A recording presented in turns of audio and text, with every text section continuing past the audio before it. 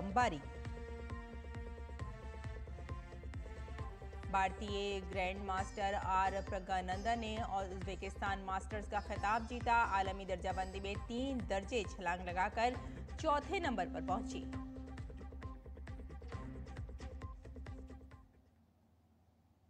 और आइए अब खबरों पर डालते हैं तफसील से नजर। वजीर-ए-आजम नरेंद्र मोदी आज सुबह तकरीबन 11 बजे नई दिल्ली के विज्ञान भवन में आचार्य विद्यानंद जी महाराज की 100 साला तकरीबात का इफ्तिताह करेंगे। इस मौके पर वो आवाम से भी खिताब करेंगे। इस तकरीब का इनेकाद मरकजी वजारत सखाफत ने भगवान महावीर अहिंसा भारतीय ट्रस्ट के इश्तराक से किया है। मुल्क भर से मुमताज जैन आचार्य, रूहानी पेशवा, अरकान पार्लियामेंट, नौजवानों के नुमाइंदगान और दीगर शख्सियात भी इफ्तिताही तकरीब में शिरकत करेंगे। तकरीबात का मकसद आचार्य विद्यानंद जी महाराज के पैगाम को फैलाना है। आचार्य विद्यानंद जी महाराज ने जैन फलसफा और अखलाकियात पर 50 से ज़्यादा किताबें कलमबंद की हैं। उन्होंने कई दहाइयों तक भारतीय रियासतों में नंगे पांव सफ़र किया है। उन्होंने ख़ास तौर पर प्राकृत और जैन फलसफा और क्लासिकी ज़बानों में तालीम के लिए काम किया और मुल्क भर में कदीम जैन मंदिरों की तज़ीन व आराइश में अहम किरदार अदा किया है। वज़ीर-ए-आज़म नरेंद्र मोदी 2 जुलाई से 9 जुलाई 2025 तक घाना, त्रिनाद और टोबागो, अर्जेंटाइन, ब्राज़ील और नामीबिया के दौरे पर होंगे। इस दौरे को अफ्रीका और लातीनी अमेरिका के साथ भारत के ताल्लुकात को मजबूत बनाने की सिमत में एक अहम कदम समझा जा रहा है। इनमें सबसे अहम ब्राज़ील का दौरा है, जहां वज़ीर-ए-आज़म मोदी 5 से 8 जुलाई तक रहेंगे। वज़ीर-ए-आज़म मोदी 2 और 3 जुलाई को दो तरफा दौरे पर पहली बार घाना जाएंगे। 3 दहाइयों के बाद किसी भारतीय वजीर आजम का ये पहला दौरा होगा। घाना के सदर के साथ मुलाकात में दो तरफा शराकतदारी का जायजा लिया जाएगा। इस दौरे से भारत और अफ्रीकी यूनियन के दरमियान ताल्लुकात को मजीद मजबूत करने का एक मौका मिलेगा। वजीर आजम मोदी 3 और 4 जुलाई को त्रिनिदाद और टोबागो का सरकारी दौरा करेंगे। 1999 के बाद किसी भारतीय वजीर आजम का ये पहला दो तरफा दौरा होगा। वजीर आजम मोदी सदर क्रिस्टिन कार्ला कंगालू से भी मुलाकात करेंगे। वजीर आजम मोदी सदर जेवियर मैली की दावत पर 4 और 5 जुलाई को सरकारी दौरे पर अर्जेंटीना जाएंगे। दोनों ममालिक के दरमियान दिफा, ज़राअत, कानकरी, तवानाई, तिजारत और अवाम के दरमियान ताल्लुकात को मजीद बढ़ाने पर बातचीत होगी। वज़ीर आज़म मोदी 9 जुलाई को नामीबिया के अपने पहले दौरे पर जाएंगे। ये किसी भारतीय वज़ीर आज़म का नामीबिया का दूसरा दौरा होगा। इस दौरे को ग्लोबल साउथ के साथ भारत की स्ट्रेटेजिक शराकतदारी को वसअत देने की समत में एक ठोस पहल माना जा रहा है। ब्राज़ील 6 और 7 जुलाई को रियो डी जेनेरियो में ब्रिक्स सरबराह इजलास की मेज़बानी करने वाला है। वज़ीर आज़म नरेंद्र मोदी भी इस छोटी कॉन्फ्रेंस में शिरकत करेंगे और ब्राज़ील के सदर लुइस अनासियो लूला डी सिल्वा के साथ दो तरफा मीटिंग भी करेंगे। इसके बारे में हमारे नुमाइंदे अखिलेश सुमन ने भारत में ब्राज़ील के सफ़ीर कैंथ नोब्रेगा से खास बातचीत की। आइए देखते हैं ये खुसूसी गुफ्तगू। I have Ambassador of Brazil to India, Kenneth Nobrega, with me.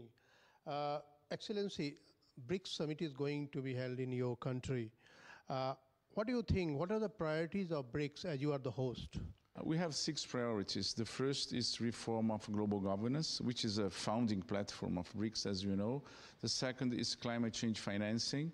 The third is global regulation of artificial intelligence. The fourth is global health, achieving a growing partnership in terms of global health. The fifth is economic and financial integration among BRICS countries. And the last one is what we call BRICS institutional reform. Russia is in war with Ukraine for last 3 years. The newest member, Iran, has been in war with Israel recently, and there is ceasefire. So Americans are trying, but don't you think that BRICS, being a mammoth organization of 10 countries, can try and mediate a situation of stopping the war? We are looking for ways of bringing the parts together through dialogue, not through threats. That's the main point. We think that it's better to have an incremental progress than a hasty progress, right, basically. Right. Recently, there was an attack on India by terrorists in Pahalgam. Do you think that BRICS should take a united stand against terrorism? Yes, I think it should clearly condemn and point out that that states should maintain good practices, so to speak, when it comes to looking after the terrorist threat in its territories. Donald Trump became the president of United States. It is like a trade war, perpetrated by United States to all the countries. So do you think that in this BRICS summit, the member countries are going to take some stand so that this doesn't become a trade war? This kind of stability is what business needs to thrive and countries need to develop. So I think BRICS will make, a clear statement for multilateralism, abiding by the rules, rejecting unilateralism. How do you project the relationship between India and Brazil in coming years? Well, let me say that after BRICS summit, Honorable Prime Minister Modi will make a state visit, a full-fledged state visit to Brazil. I think this will a visit where we will see how much the partnership has evolved in the last years. Do you think that we are going to sign some agreements, some MOUs in this visit? We are envisaging results in this field in energy, fight against terrorism, intellectual property, health, cooperation in the field of agriculture, among other. और election commission ने बिहार में आइंदा assembly इंतखाबात से कबल voter list पर नजरसानी की मुहिम शुरू कर दी है। ये मुहिम 1 जुलाई 2025 को मुकर्ररा तारीख के तौर पर देखते हुए इलेक्शन कमीशन ऑफ इंडिया के हिदायत के मुताबिक चलाई जाएगी।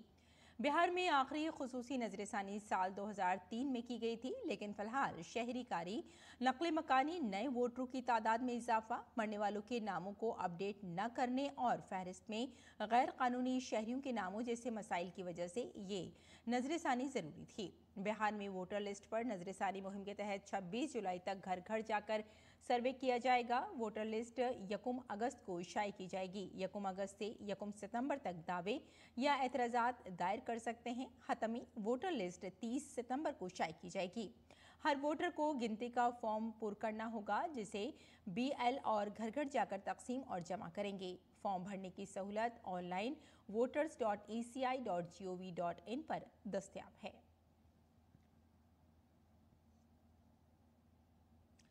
इलेक्शन कमीशन ने बड़ा फैसला करते हुए 345 गैर फाल सियासी जमातों को खत्म करने का अमल शुरू कर दिया है। ये वो पार्टियां हैं जिन्होंने 2019 से कोई इलेक्शन नहीं लड़ा और जिनके पास पार्टी का कोई दफ्तर नहीं है।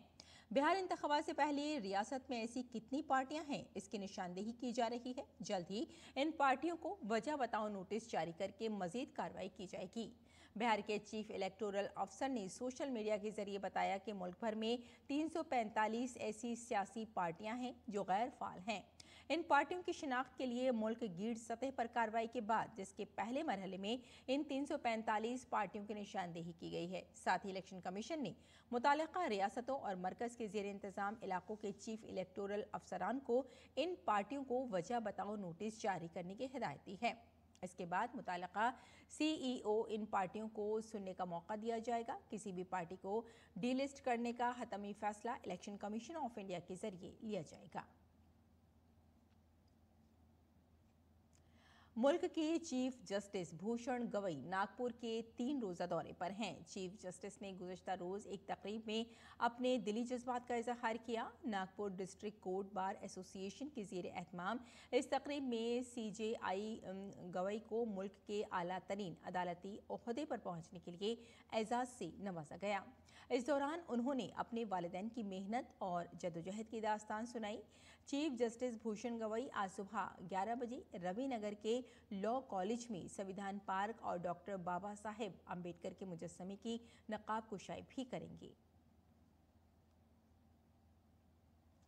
मरकजी वजीर दाखिला अमित शाह आज गुजरात के दौरे पर हैं। इस दौरे के दौरान अमित शाह गोविंद गुरु यूनिवर्सिटी विंजौल गोधरा में मुख्तलिफ तरक्याती मंसूबों का संग बुनियाद रखेंगे और इफ्तिताह करेंगे। इसके बाद अमित शाह अहमदाबाद के आदरोड़ा जाएंगे, जहां वो मॉडल को अप विलेज के तहत आदरोड़ा मंडली कोऑपरेटिव लिमिटेड के नए तामीरशुदा कोऑपरेटिव कॉम्प्लेक्स का इफ्तिताह करेंगे। नीज वजीर दाखिला जोआल में वाक़ प्राइमरी स्कूल और फांगड़ी पंचायत भवन का भी इफ्तिताह करेंगे। अमित शाह सानंद GIDC कॉलोनी की जानिब से नौ तामीरशुदा ऑक्सीजन पार्क में पौधा लगाएंगे और कॉलोनी को ग्रीन और स्मार्ट बनाने के लिए सानंद GIDC के सनतकारों से बातचीत भी करेंगे। आगे बढ़ते हैं। भारत ने शंघाई ताउन तंजीम के इजलास में वाज़ेह कर दिया है कि दहशतगर्दी पर दोहरा मयार बर्दाश्त नहीं किया जाएगा। काबिल जिक्र है कि राजनाथ सिंह के इस दो टूक बयान को मुल्क में भी ज़बरदस्त पज़ीराई मिल रही है। वज़ीर दिफ़ा राजनाथ सिंह की क़यादत में भारत ने SCO के अलामिया पर इत्तफ़ाक़ करने और दस्तखत करने से इनकार कर दिया। हालांकि नतीजा ये निकला कि अलामिया जारी नहीं हो सका। वज़ीर ख़ारजा डॉक्टर S जयशंकर ने वज़ीर दिफ़ा के इस फैसले की खुलकर हिमायत की। उन्होंने कहा कि भारत का ये एहतिजाज सिर्फ सिफारती सतह पर ही नहीं बल्कि मुल्की उसूलों का तहफ़्फ़ुज़ भी है। शंघाई कोऑपरेशन ऑर्गेनाइजेशन यानी SCO का इजलास प्लेटफॉर्म कसीरुल जहती था, लेकिन भारत का मौक़िफ़ बिल्कुल वाज़ेह और यकतरफा था। दहशतगर्दी पर खामोशी काबिल कबूल नहीं। वज़ीर दिफ़ा राजनाथ सिंह ने दहशतगर्दी का तज़किरा करने से गुरेज करते हुए मुश्तरका बयान पर दस्तखत करने से इनकार कर दिया और एक बार फिर भारत ने दिखाया है कि दहशतगर्दी और ताउन एक साथ नहीं चल सकते। साथ ही वज़ीर ख़ारजा डॉक्टर S जयशंकर ने भी वज़ीर दिफ़ा के इस फैसले की खुलकर हिमायत की। शंघाई ताउन तंजीम का एक मुल्क चाहता था कि दहशतगर्दी का कोई जिक्र न हो, जबकि ये तंजीम खुद दहशतगर्दी से लड़ने के लिए बनाई गई थी। भारत की ये मुखालफत सिर्फ सिफारती नहीं, उसूलों और कौमी सलामती के तहफ़्फ़ुज़ की है। सर्वसम्मति से SCO चलता है, तो एक देश ने जो है उन्होंने कहा कि हम नहीं मानेंगे कि आतंकवाद का कहीं जिक्र होना चाहिए, और राजनाथ जी ने कहा कि अगर आतंकवाद का कोई इसमें जिक्र नहीं है तो हम लोग जो है वो स्टेटमेंट नहीं मानेंगे। इसी दौरान SCO इजलास के मौके पर वजीर दिफा राजनाथ सिंह ने रूसी वजीर दिफा से मुलाकात की। रूस के साथ मुलाकात में S-400 सप्लाई, SU-30 MKI की अपग्रेडेशन और स्ट्रेटेजिक पार्टनरशिप पर तफसीली तबादला ख्याल किया गया। पहलगाम हमले पर रूस ने भी भारत के साथ यकजहती का इजहार किया। राजनाथ सिंह ने अपने चीनी हममनसब एडमिरल डोंग जून के साथ भी दो तरफा बातचीत की। उन्होंने चीन के साथ तनाज़ात के मुस्तकिल हल पर जोर दिया। इसके साथ ही वज़ीर दिफा ने 2020 के वाक़यात से पैदा होने वाले बदएतमादी को दूर करने पर भी बात की। कजाकिस्तान, ताजिकिस्तान और बेलारूस के वज़राए दिफा के साथ मुलाकातों में दिफाई पैदावार, फौजी तालीम और इस्तेदाद कार में इजाफे जैसे मौज़ूआत पर तबादला ख्याल किया गया। इसके अलावा राजनाथ सिंह ने हर मीटिंग में पहलगाम हमले और ऑपरेशन सिंदूर के बारे में मालूमात शेयर की। भारत ने शंघाई ताउन तंजीम की सरजमी पर वाज़ेह कर दिया कि दहशतगर्दी पर खामोश रहना अब कोई ऑप्शन नहीं है। भारत दहशतगर्दी के खिलाफ तन्हा खड़ा हो सकता है, लेकिन उसूलों की शिराकत के बगैर कोई शिराकत नहीं हो सकती। Bureau report, DD news, Urdu खबरें। अगली खबर का रुख करते हैं। पुरी में शुरू होने वाली भगवान जगन्नाथ की रथ यात्रा में कल सबसे पहले भगवान बलभद्र का रथ खींचा गया। इसके बाद सुभद्रा और भगवान जगन्नाथ के रथ खींचे गए। बलभद्र के रथ को 200 मीटर तक खींचा गया, वहीं सुभद्रा और भगवान जगन्नाथ के रथों को भी कुछ फासले तक खींच लिया गया। काबिल जिक्र है कि सूरज ग़ुरूब होने के बाद रथ नहीं खींचे जाते हैं। ऐसे में रथ यात्रा आज दूसरे दिन दोबारा शुरू होगी। ये रथ यात्रा आज 3 किलोमीटर दूर गुंडीचा मंदिर पहुंचेगी। इसके बाद भगवान जगन्नाथ गुंडीचा मंदिर में अपनी मौसी के घर 9 दिन क़याम करेंगे। भगवान 5 जुलाई को अपने मंदिर में वापस आएंगे। और हर साल की तरह इस साल भी दिल्ली में देवर्षि नारद सहाफ़ी अवार्ड तकरीब का इनेकाद किया गया। प्रसार भारती के चेयरमैन नवनीत कुमार सहगल ने इंद्रप्रस्थ विश्व संवाद केंद्र के ज़ेर एहतमाम इस प्रोग्राम में बतौर मेहमान खुसूसी शिरकत की। इस मौके पर प्रसार भारती के चेयरमैन नवनीत सहगल ने कहा कि सहाफत जमहूरियत के निगरान की तरह काम करती है। सहाफत मुल्क की ताकत है और सहाफ़ी थोड़ी शोहरत के लिए खबरों को सनसनीखेज बनाने से गुरेज करे। प्रसार भारती के चेयरमैन ने एजेंडा सहाफत को मुस्तरद कर दिया और सहाफत की बुनियादी अक़दार पर जोर दिया। देवर्षि नारद पत्रकार सम्मेलन के तहत सहाफ़ियों को मुख्तलिफ ज़ुमरों में उनके शानदार काम के लिए एजाज़ से नवाजा गया, जिसमें डीडी न्यूज़ के सीनियर नुमाइंदे अमरेंद्र गुप्ता को बेहतरीन टीवी सहाफ़त के लिए देवर्षि नारद सम्मान से नवाजा गया। इसके अलावा रजश कुमार ठाकुर और निरंजन कुमार समेत कुल 12 सहाफ़ियों को एजाज़ से नवाजा गया। प्रोग्राम में मीडिया की दुनिया की कई शख्सियात ने शिरकत की। इसके अलावा RSS के ऑल इंडिया मुआविन प्रचार चीफ प्रदीप जोशी और डीडी न्यूज़ की डायरेक्टर जनरल प्रिया कुमार भी इस मौके पर मौजूद थीं। पत्रकारिता जो है वो देश को ताकत देती है, इसलिए थोड़े से प्रसिद्धि या थोड़े से लाभ के लालच में खबरों को सनसनीखेज बनाने की जो प्रवृत्ति है उसे हम लोगों को उससे दूर रहना चाहिए, क्योंकि ये पत्रकारिता का अपमान करने जैसा है। पत्रकारिता कोई एजेंडा नहीं हो सकती है और उसे निर्भीकता, निरपेक्षता और राष्ट्रीयता के मानक पर कसा जाना चाहिए।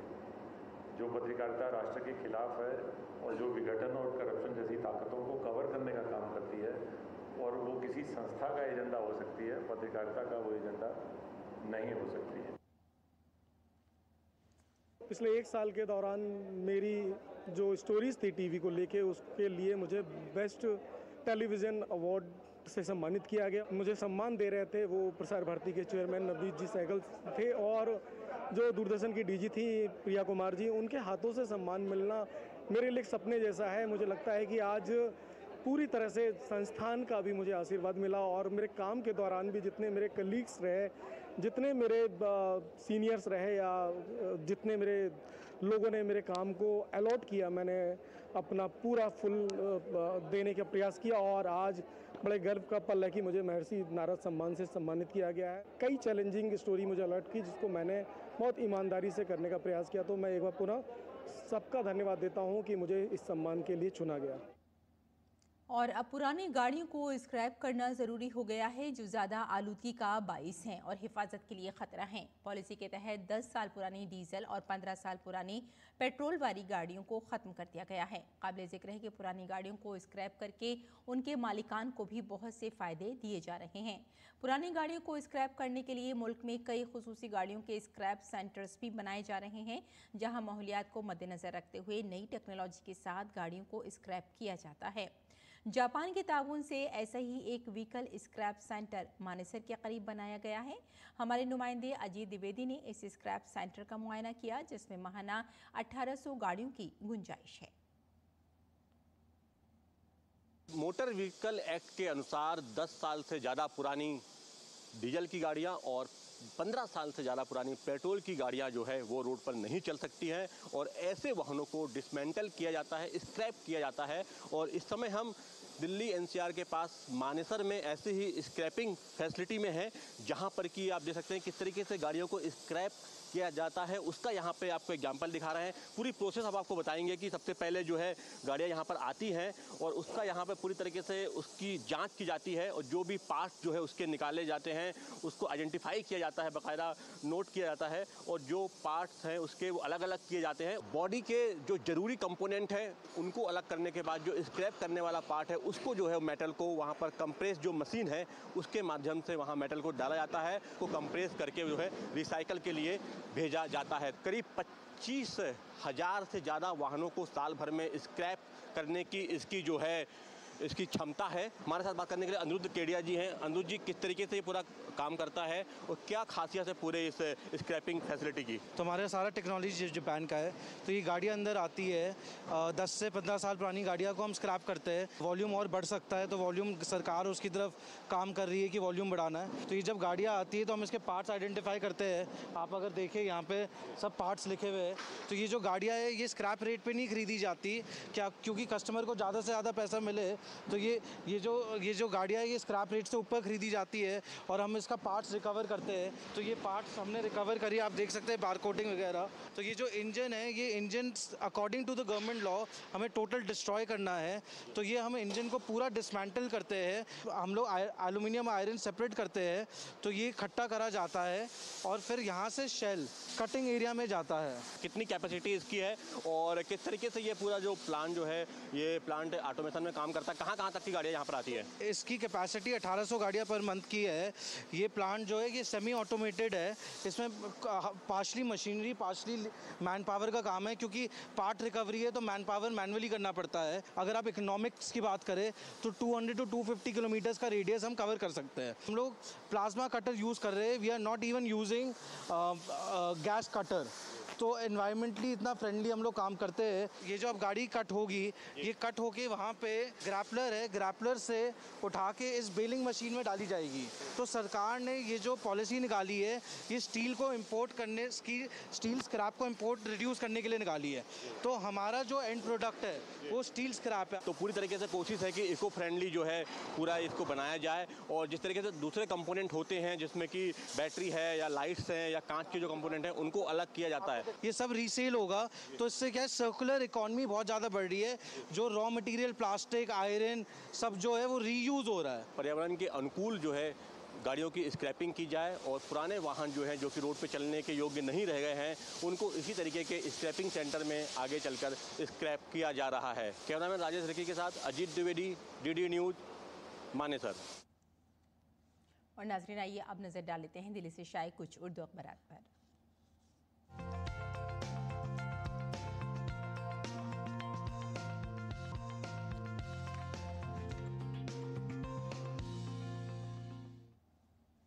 तो नाज़रीन, अखबारात के जायज़े में सबसे पहले बात उन खबरों की जिन्हें ज़्यादातर अखबारात ने अपनी शह सुर्खियों में जगह दी है। दहशतगर्दी पर ऑपरेशन सिंदूर, हिंदुस्तान का मौक़िफ़। जी हाँ, चीनी वज़ीर दिफ़ा से मुलाकात के दौरान राजनाथ सिंह के ख़ित्ते में इस्तेहकाम के लिए मिलकर काम करने की ज़रूरत पर ज़ोर।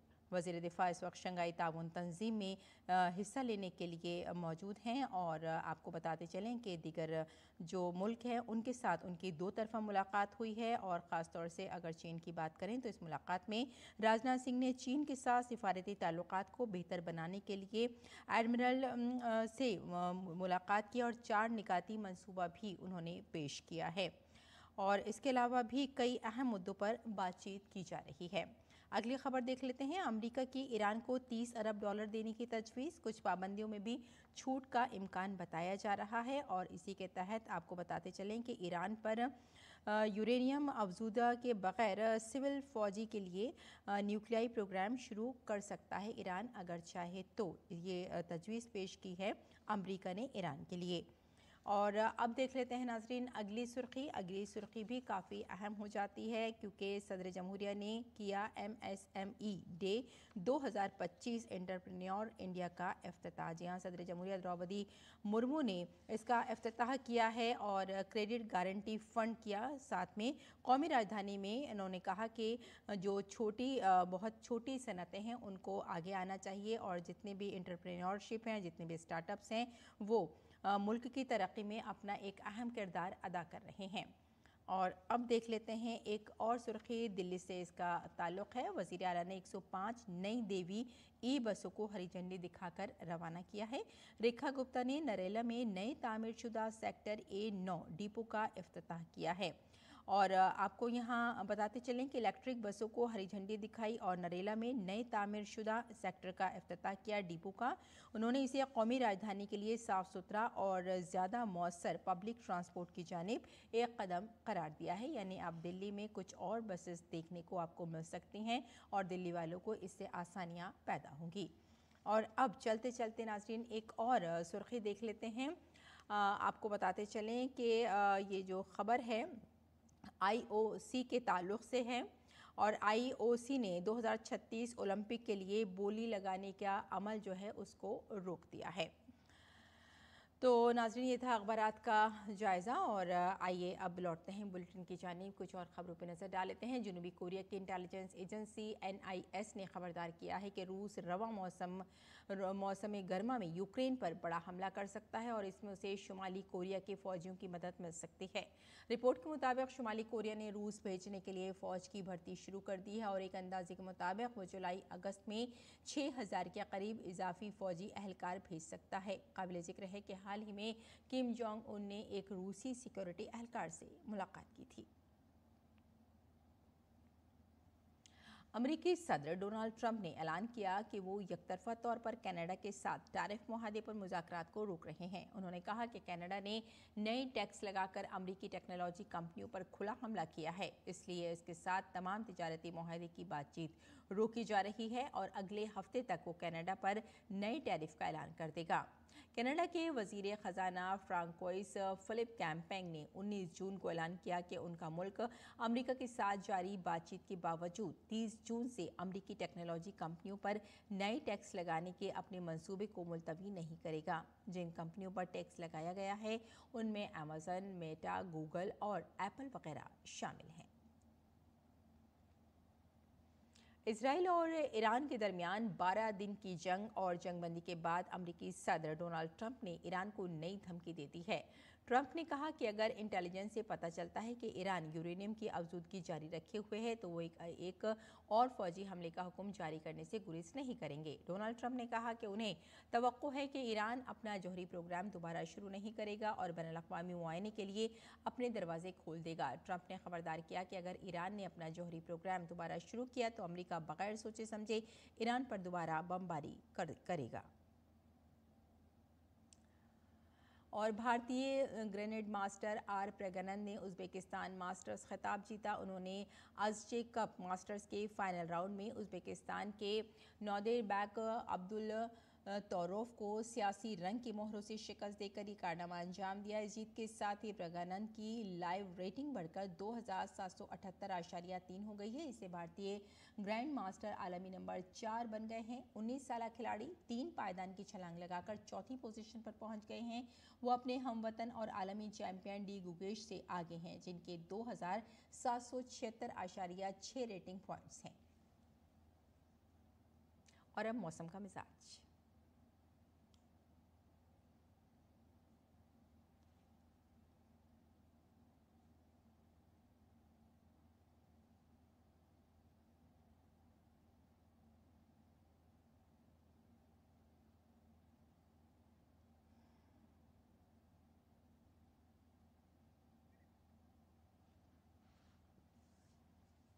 तो नाज़रीन, खबरनामे में फ़िलहाल इतना ही। इजाज़त दें। आदाब।